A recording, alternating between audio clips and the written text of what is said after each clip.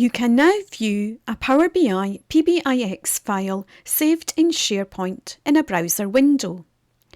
To do this, if you head to SharePoint and locate your pbix file, next to the file, click on the three dots.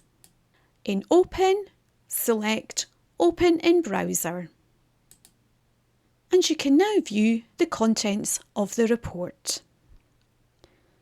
This change also applies to OneDrive. In a similar manner, locate your pbix file, click on the three dots, select Open, Open in Browser. This new functionality means that users can now seamlessly view the contents of reports directly from the cloud, removing the requirement to download and open reports in the Power BI desktop. Please note that at the time of recording this video, the ability to view the file in this way is dependent upon the type of Power BI license you hold.